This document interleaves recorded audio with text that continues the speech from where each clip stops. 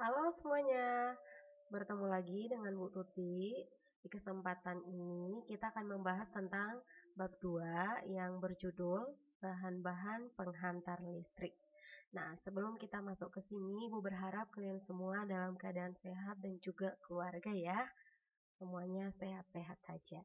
Nah, di bab 2 ini yang berjudul bahan-bahan penghantar listrik ini, kita akan mempelajari apa pengertian dari bahan-bahan penghantar listrik dan apa saja jenis-jenis dari bahan penghantar listrik. Kemudian, contoh-contoh dari bahan penghantar listrik itu seperti apa? Dan yang terakhir itu adalah diaplikasikan di mana jenis dari bahan-bahan penghantar listrik itu. Nah, langsung saja kita masuk definisi atau pengertian dari bahan listrik.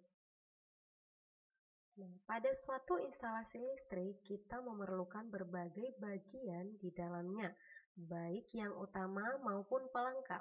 Bahan listrik dalam sistem tenaga listrik merupakan salah satu elemen yang sangat penting yang akan menentukan kualitas penyaluran energi listrik itu sendiri, bukan kuantitas, tetapi kualitas penyaluran energi listrik itu sendiri.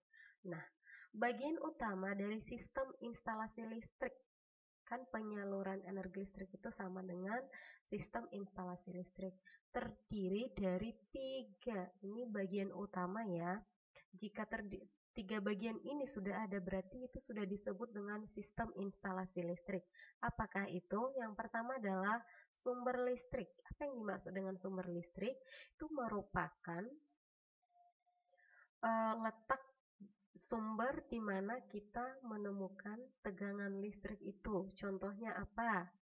Contohnya genset, solar cell, baterai yang paling sering kita pakai ya, dan juga kita lihat. Dan satu lagi di rumah kita itu apa? Ada tusuk kontak ya, atau kotak kontak yang dari PLN. Itu sumber listrik. Nah, yang kedua apa? Penghantar listrik, seperti bab kita sekarang.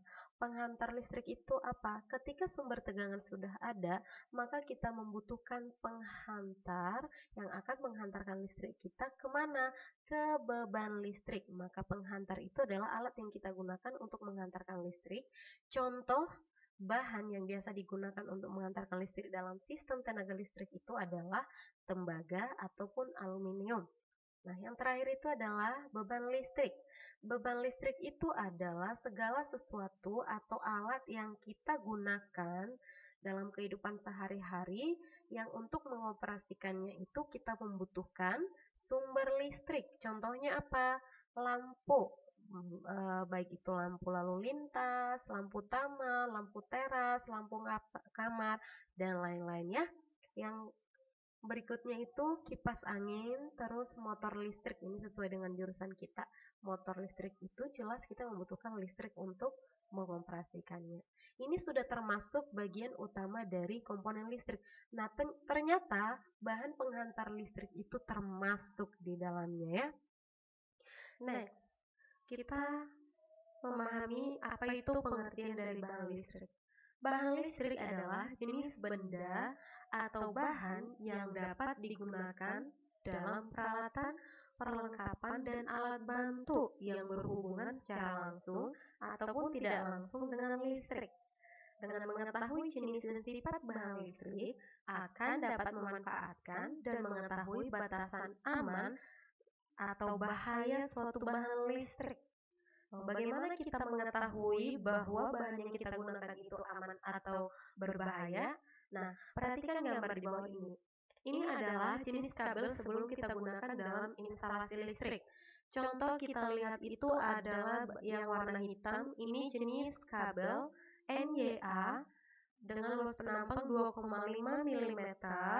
Arti dari spek ini 450 per 750 V. V itu apa? Satuan dari tegangan. Maka arti dari kabel ini kita gunakan namanya kabel NYA dengan luas penampang 2,5 mm. Ini akan standar atau nominalnya kamu gunakan, maksudnya dalam ruang lingkup aman ketika kamu gunakan di 450 hingga 750 volt. Di kabel YNYA ini akan bekerja sesuai dengan fungsinya ketika kamu gunakan di tegangan dimulai dari 450 derajat sampai 750 volt. Apa akibatnya ketika kamu gunakan lebih dari 750 volt? Salah satu diantaranya adalah kabel itu akan meleleh atau terbakar. Nah, itu makanya kita mempelajarinya. Nah, untuk jenis-jenis dari kabel kalian akan mempelajarinya nanti di mata pelajaran PDE, pekerjaan dasar mekanik. Kalau bukan dari Pak Charlie, kemungkinan dari Bapak Cepi ya. Next, nah jenis-jenis bahan pengantar listrik itu seperti apa? Apa aja?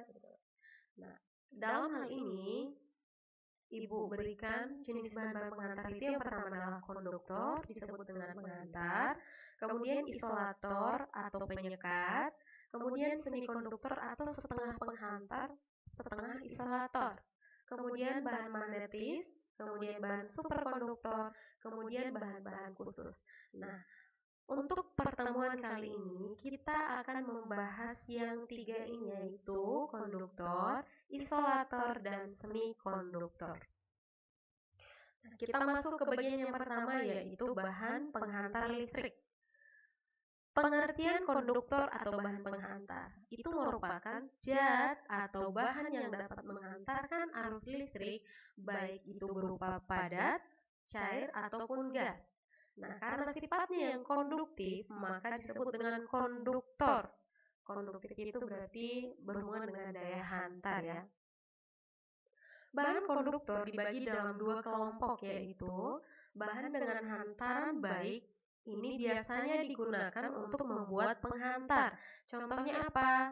Lilitan mesin trafo, lilitan mesin listrik, kawat transmisi, dan kawat distribusi. Nah, ini yang paling sering kalian lihat, yang paling lengkap itu kalau kalian lewat di jalan ada tiang listrik, itu berarti menggunakan bahan dengan hantaran yang baik.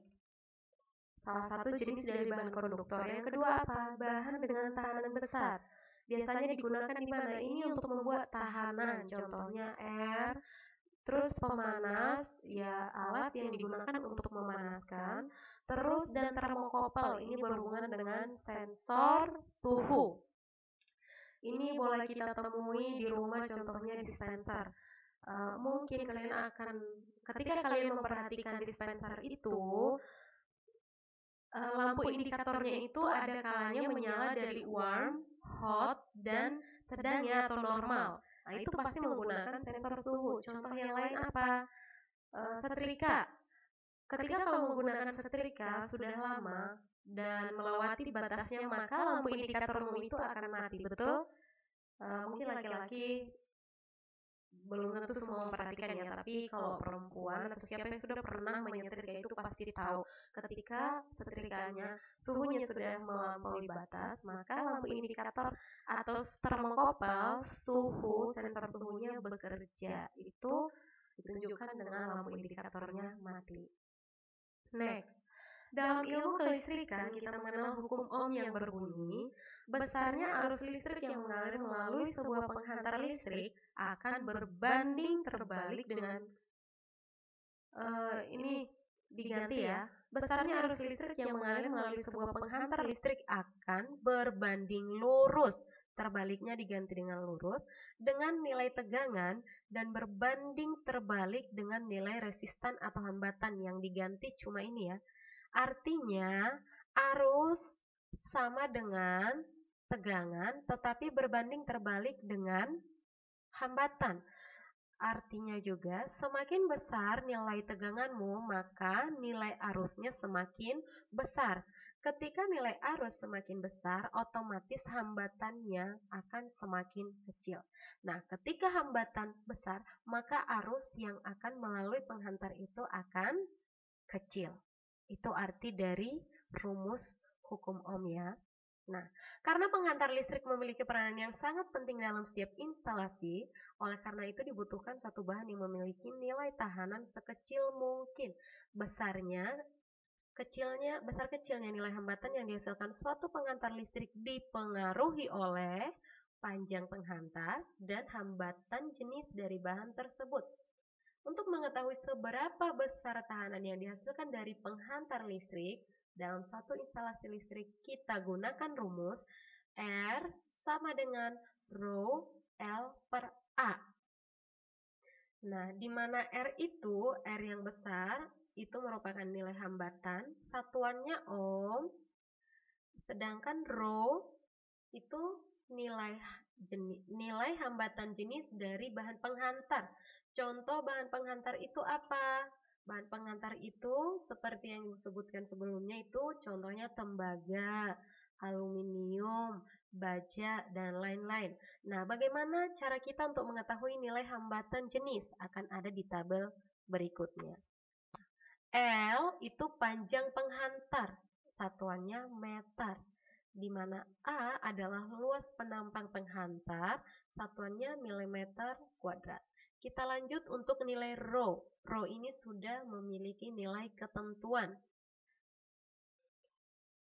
Nilai ketentuan, contohnya itu yang paling sering digunakan tadi itu aluminium, berarti nilai Rho dari aluminium itu berarti 0,03. Tembaga berapa? 0,0175. Emas berapa? 0,022. Nah, dari tabel ini minimal kamu mengetahui tahanan jenis dari bahan penghantar tembaga, aluminium, baja, kuningan. Minimal 4 ini, tembaga, aluminium, baja, dan kuningan. Yang paling sering keluar itu memang biasanya tembaga dan aluminium. Nah, jadi ketika Ibu membuat soal nanti, apabila hitunglah nilai tahanan dari penghantar ketika diketahui panjang penghantar 50 meter dan luas penampang 2,5 mm kuadrat. Maka R sama dengan R Rho kali L per A. L-nya tadi diketahui, A-nya diketahui, tadi kita gunakan misalnya tembaga. Maka nilai Rho-nya itu adalah 0,0175 ya. Oke, dari rumus yang R sama dengan Rho L per A, maka kita dapat menyimpulkan bahwa semakin panjang jarak suatu penghantar listrik, maka akan semakin besar nilai tahanan tersebut. Yang kedua, semakin besar nilai hambatan jenis atau Rho dari bahan penghantar listrik, semakin besar nilai tahanan listrik tersebut. Nah, yang ketiga, semakin besar luas penampang suatu penghantar listrik, maka semakin kecil nilai tahanan penghantar tersebut. Ini wajib kamu ketahui. Ketika panjang jaraknya, maka besar tahanannya. Ketika besar nilai Rho-nya, maka besar nilai tahanan. Ketika besar luas penampang, ini akan berkebalikan dengan nilai tahanannya. Next. Syarat-syarat konduktor yang baik adalah yang pertama, konduktivitasnya tinggi. Bagaimana cara mengetahui daya hantarnya itu? Digunakan rumus yang tadi, R sama dengan Rho L per A. Dimana ini konduktivitasnya itu berarti 1/R, ini daya hantar ya. Terus kekuatan mekanisnya tinggi, ini berhubungan dengan distribusi dan tegangan tinggi. Kekuatan mekanis itu artinya dalam tegangan tinggi atau distribusi, sistem distribusi, setiap tiang itu nanti kabel ini akan kita tarik. Maka kabel yang kita butuhkan itu, ketika kita tarik itu tidak langsung putus, tapi dia masih kuat, masih standar, tidak ada kerusakan. Itu maksud dari kekuatan mekanis tinggi. Yang ketiga adalah koefisien muai panjangnya kecil. Ini berhubungan dengan suhu. Nah, di mana ketika temperatur naik maka bahan memuai dan temperatur turun maka bahan menyusut, sama dengan kabel ya. Misalnya gimana ya? Misalnya kamu menggunakan kabel yang kapasitasnya itu di 230 volt, tetapi kamu gunakan di 450 volt, maka kabelmu itu salah satu yang diakibatkannya itu kabelmu itu akan meleleh atau terbakar ya. Itu arti dari koefisien W kecil. Jadi yang kita butuhkan untuk konduktor itu adalah koefisien W panjangnya kecil atau membentuk andongannya itu kecil. Tidak memuai ketika ketika diberikan panas. Contohnya itu di saluran transmisi atau distribusi ya. Kan dia tidak ditutupi dengan ruangan. Dia akan terkena langsung dengan sinar matahari. Yang kita butuhkan itu dia tidak memuai. Tetap memuai tetapi tidak besar. Nah, yang keempat adalah modulus kenyalnya besar, artinya tidak kaku. Yang kelima adalah daya hantar panasnya tinggi. Seperti yang disebutkan tadi, jenis penghantar itu ada dua. Yang pertama, daya hantar panasnya tinggi, dan satu lagi dengan tahanan tinggi. Ini menyangkut dalam pemakaian mesin-mesin listrik. Kenapa? Mesin listrik itu, misalnya dalam satu perusahaan, mesin itu bisa beroperasi dalam 24 jam, tidak diganti. Dia akan beroperasi. Jadi yang kita butuhkan itu sebagai konduktor penghantar itu daya hantar panasnya tinggi. Ya. Next. Contoh konduktor. Contoh nyata dari konduktor bisa di jet gas, bisa padat dan juga cair. Contoh di gas itu apa? Udara yang diionisasikan. Contohnya apa? Akan kamu temui di lampu neon. Terus di cat padat. Cat padat itu apa? Yang biasa kamu lihat. Contohnya tembaga, aluminium, logam, besi, baja itu masuk contoh konduktor padat. Nah, contoh konduktor cair itu apa? Logam cair atau sering disebut dengan air raksa. Cairan elektrolit ini sering kalian dengar dengan asam, basa, air, dan lain-lain. Contohnya itu air garam dan juga air yang asam. Next, ini adalah contoh aplikasi atau penggunaan konduktor yang digunakan untuk menghantarkan listrik. Ini apabila ibu tanyakan, ini saluran distribusi atau saluran transmisi? Jawabannya adalah saluran transmisi karena menggunakan menara atau tower listrik ya. Next. Jadi aplikasi bahan konduktor dalam kelistrikan itu contoh tembaganya itu kita gunakan grounding atau pembumian. Biasa kamu lihat ini di penangkal petir ya, grounding atau pembumian. Perak itu biasanya digunakan di mana? Panel surya, logam solder ya yang paling sering, atau switching atau pensaklaran. Yang ketiga aluminium biasa kamu temui di mana? Antena, penangan teleskop, sekrup untuk mineralisasi minyak. Ini biasa digunakan nanti mineralisasi minyak ini kayak di trafo ya. Terus emas. Emas ini biasanya akan kamu temui di ponsel, kalkulator digital atau smart TV. Itu ada di ruangan kelas kalian ya. Ketika kalian nanti masuk kelas akan kalian temui nanti smart TV. Atau coba aja bongkar handphonemu, di dalamnya itu pasti ada komponen emas ya. Ya mudah-mudahan kamu masih bisa memasangnya kembali sehingga ponselmu tidak rusak. Nah, besi biasanya digunakan di mana? Itu di elemen inti generator, motor atau trafo. Kuningan biasanya digunakan di mana?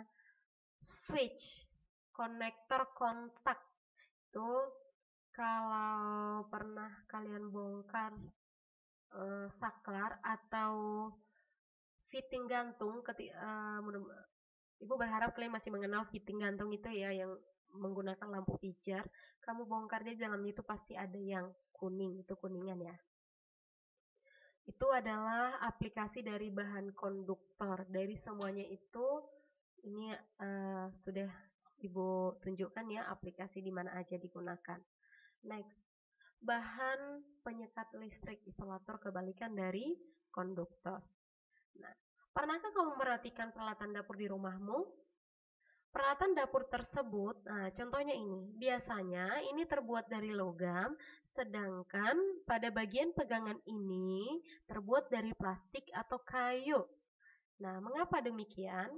Secara sederhana, logam dapat menghantarkan panas. Sebaliknya, Plastik atau kayu sulit menghantarkan panas. Dari bahan ini, panas tidak dapat bergerak melaluinya dengan cepat, sehingga saat digunakan tidak merasa panas. Maksudnya saat memegang pegangannya ini tidak akan panas. Nah, jadi isolator adalah bahan yang tidak dapat menghantarkan listrik. Isolator digunakan sebagai pendukung peralatan pada jaringan transmisi, distribusi hantaran udara. Nah, di sini maksudnya distribusi hantaran udara itu ya kabel yang sering kamu lewati yang ada tiang listriknya. Ada juga distribusi hantaran bawah tanah, tetapi kita jarang menggunakannya ya. Nah, yang berikutnya panel pembagi daya. Ketika kita mempelajari bahan-bahan penghantar listrik, yang kita pelajari itu bukan hanya penghantarnya. Bahkan ketika kamu menggunakan kabel listrik, misalnya ini nih yang ibu pakai. Ini kan sebenarnya terhubung ke listrik ya. Di dalamnya ini ada penghantar, tetapi ketika ibu pegang, ibu tidak kontak ya, karena menggunakan isolator. Berarti dalam penghantaran listrik atau sistem penghantar listrik, kita tetap membutuhkan bahan isolator. Paham ya? Oke, next. Contoh isolator itu apa? Ada juga jenis isolator gas, padat, dan cair. Contohnya apa? Udara. Nah, di padat apa? Kertas, kayu, keramik, kaca, karet, plastik. Itu termasuk contoh isolator padat. Ini di SMP kurasa kalian juga sudah mempelajarinya. Mungkin untuk gas dan cair belum pernah ya.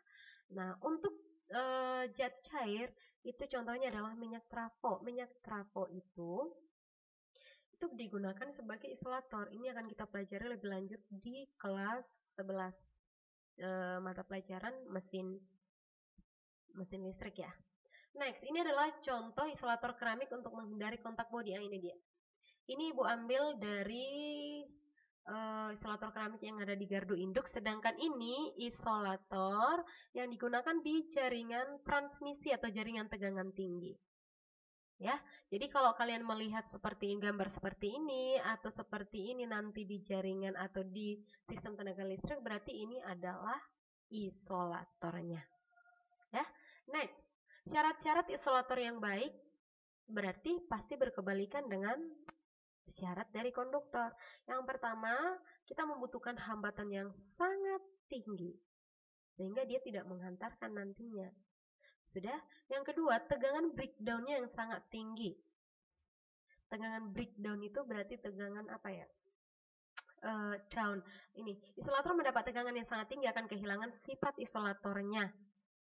Isolator mendapat tegangan yang sangat tinggi akan kehilangan sifat isolatornya. Nanti ketika sudah hilang sifat isolatornya, maka dia akan berfungsi sebagai penghantar. Maka kita butuh tegangan breakdown-nya yang sangat tinggi. Susah dia untuk rusak, untuk ini menghantarkan listrik. Nah, yang ketiga adalah struktur atomnya terikat erat. Di pelajaran bab 1, gejala fisik arus listrik dan potensial listrik, kita membutuhkan struktur atom yang tidak terikat sehingga elektronnya bebas bergerak. Karena arus listrik itu adalah elektron-elektron yang bebas bergerak. Nah, ketika kita membutuhkan berbicara tentang isolator yang baik, maka malah kita membutuhkan struktur atomnya terikat erat. Ya. Nah, yang terakhir adalah permeabilitasnya, udaranya sangat tinggi. Artinya kemampuan suatu material untuk memungkinkan udara mengalir melalui pori-pori, memungkinkan udara mengalir. Nah, di sini kan udara itu termasuk dari contoh isolator. Itu artinya ini ya. Jadi masih memungkinkan udara karena akan berfungsi sebagai isolator. Next. Ini kelas bahan penyekat berdasarkan suhu kerja maksimum. Ada kelas Y, B, A, C, H, dan F. Ini juga, ini hanya sekilas ibu bicarakan. Kalian akan mempelajarinya lebih dalam di mesin listrik. Nah, contohnya ini. Ketika kamu menggunakan kayu, maka suhu kerja maksimalnya itu atau panas yang dia terima sehingga dia masih normal bekerja itu berarti 90 derajat Celcius. Contoh di ini kawat email, minyak trafo, penyekat fiber itu bisa mencapai 150 derajat Celcius. Itu masuk kelas A. Nah, itu adalah contoh sederhananya ya. cukup untuk isolator. Yang ketiga kita masuk ke bahan semikonduktor.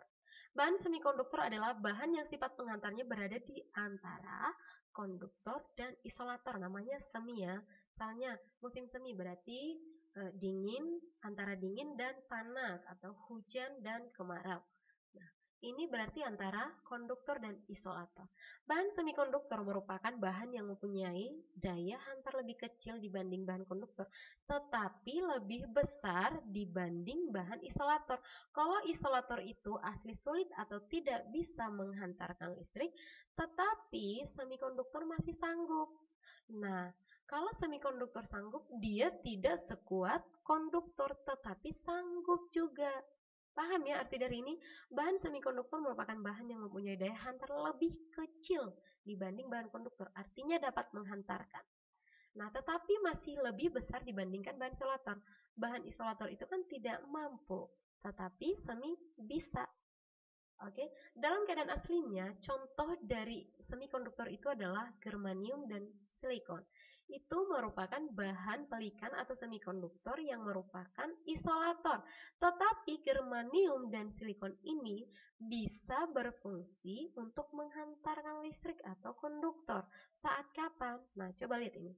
Bahan semikonduktor bersifat sebagai isolator pada suhu kamar dekat dengan 0 derajat Celcius, tetapi pada suhu 27 derajat Celcius, bahan semikonduktor ini yang contohnya germanium dan silikon ini sudah bisa berfungsi sebagai konduktor atau penghantar. Next, contoh dari semikonduktor: silikon, germanium, arsenik, gallium, dan aluminium. Ini pasti kalian pelajari juga di SMP ya. Tabel periodik dipelajari di SMP apa di SMA ya? Ibu kurang paham. Nah, next, contoh komponen-komponen yang termasuk dalam semikonduktor. Nah, ini dia di belakang ini. Ketika coba aja kamu bongkar radio, televisi, speaker, itu pasti ada di bagian belakangnya. Ini contoh dari IC. Dan semua ini, bahan yang digunakan di belakang ini merupakan contoh-contoh dari komponen semikonduktor. Ini akan kita bahas di materi berikutnya khusus untuk bahan-bahan semikonduktor ini. Tapi aplikasi bahan semikonduktor itu di mana? Biasanya di radio, televisi, smart TV, ponselmu juga. Ya, next. Sifat-sifat semikonduktor: koefisien temperaturnya negatif, memberikan daya termolistrik yang tinggi dengan tanda positif dan negatif. Nah, komponen yang masuk semikonduktor itu pasti memiliki kaki, ada yang kaki positif dan ada yang kaki negatif. Nah, yang berikutnya hubungan antara semikonduktor jenis P dan N menunjukkan sifat penyerahan. Contoh dari sifat penyerahan itu adalah charger laptop. Laptop itu sebenarnya sumber tegangannya itu AC atau DC. Bolehkah laptop kamu gunakan ketika tidak kamu hubungkan dengan sumber tegangan? Tentu bisa ya. Berarti laptopmu itu, laptop yang kamu gunakan sumbernya DC atau bisa dinyalakan dengan baterai. Betul ya? Nah, tetapi ketika baterainya sudah habis, ketika baterai dari laptopmu itu sudah habis, kamu akan menghubungkannya kemana? Sumber tegangan AC atau dari PLN kan? Yang di rumah itu kan AC, tetapi laptopmu itu DC. Loh, kenapa bisa? Apa bisa AC dihubungkan dengan ke DC, sumber tegangan DC? Bisa. Dengan menggunakan apa? Sebentar, Ibu akan mengambil ini ya.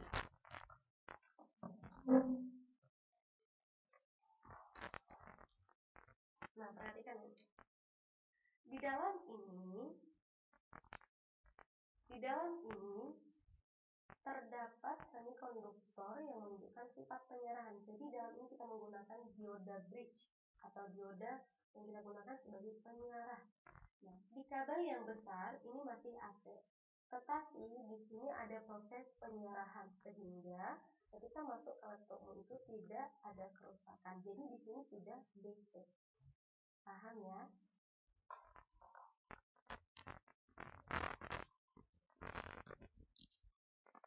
Mudah-mudahan kedengaran ya. Tadi yang Ibu bilang di kabel yang besar ini masih AC, sedangkan di kabel yang kecil ini sudah menggunakan arus DC atau arus searah. Nah, yang kedua, peka terhadap cahaya. Karena bahan semikonduktor itu sering kita gunakan sebagai contoh lampu indikator, itu lampu LED ya atau lampu LED. Juga di bahan semikonduktor ini banyak contohnya yang gue bilang tadi, televisi, smart TV, berarti ini berhubungan dengan audio video. Audio itu kan suara, sedangkan video itu contohnya televisi atau handphone, ada suara dan ada cahaya. Itu biasa digunakan. Jadi bahan semikonduktor itu harus peka terhadap cahaya. Nah, aplikasi dari bahan semikonduktor itu, contoh germanium itu ada di dioda atau ini contohnya di penyerahan, ada di silikon, contohnya kita gunakan di AC, di IC, ada di gallium fosfor, kita temukan di dioda, penerang, dan lain-lain. Next, percobaan bahan penghantar. Nah, setelah kita bahas tentang bahan penghantar untuk konduktor, isolator, dan semikonduktor, kalian akan melakukan percobaan. Nah, berikut akan Ibu putarkan beberapa percobaan, hanya 2 ya, percobaan dari kakak kelasmu yang tahun 2019, tahun sebelum kalian. Ada video mereka, nanti kamu akan perhatikan berhasil atau tidak.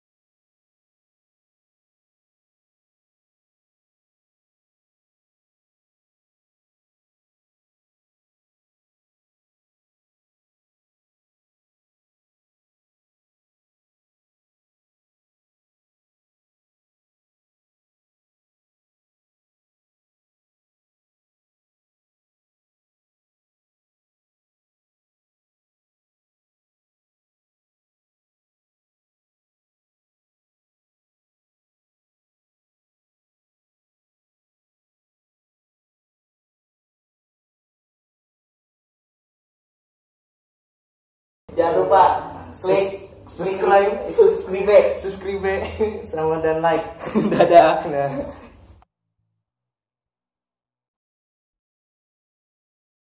Selamat sore, nama saya Benjamin Baskara Nugraha. Saya Jonathan Yaswal Tonang. Kali ini saya akan menjelaskan bahan-bahan untuk membuat pengantar listrik dari buah, yaitu buahnya tomat.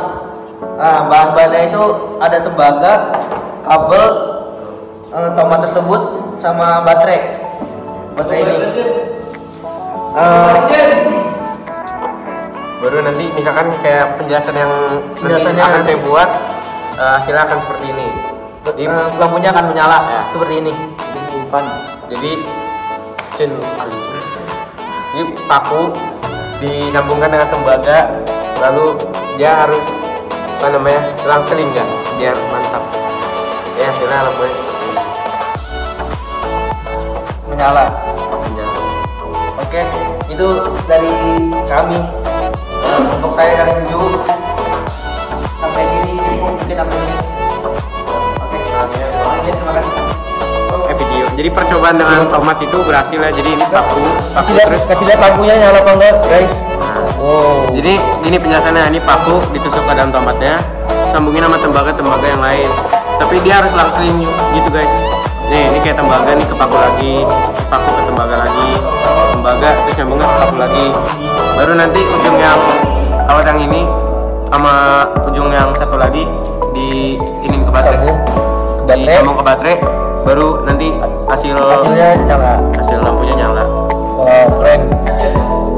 Jadi percobaan dengan tomat berhasil. Berhasil ya.